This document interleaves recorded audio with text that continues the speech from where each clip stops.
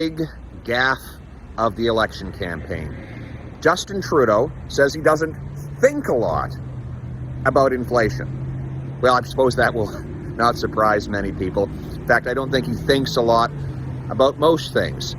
But here's why this one is particularly important. Just today, Statistics Canada announced that inflation in July was 3.7%. That is almost double the 2% target. It means that you're paying more for gas, for groceries, and for housing. One home in this normal Canadian suburb went for $1.2 million, $400,000 over asking price just a few months ago. And Justin Trudeau is not thinking a lot about the monetary policy that's causing all of this inflation.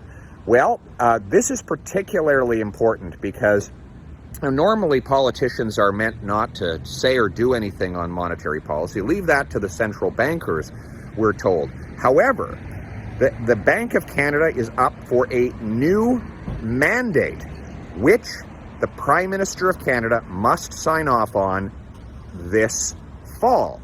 Well, since the 90s, the Bank of Canada's mandate has been to keep inflation at 2%.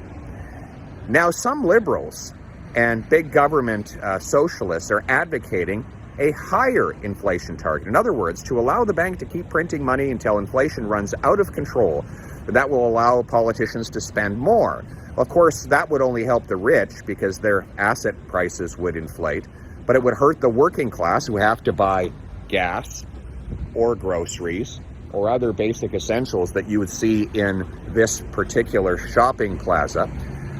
That's why I believe we need to fight inflation, get it back down below 2%, protect the value of your money. But the next government that is elected in this election will decide whether the Bank of Canada can actually create even more inflation, driving up the cost of living for you and your family.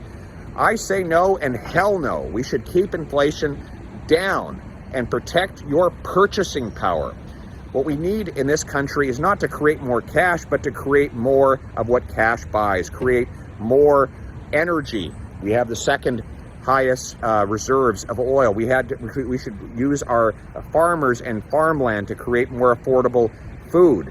We should use the land, lumber, and labor we have in this country to build more affordable homes. So create the stuff cash buys rather than just creating cash. In other words, make more, cost less, paychecks, not debt.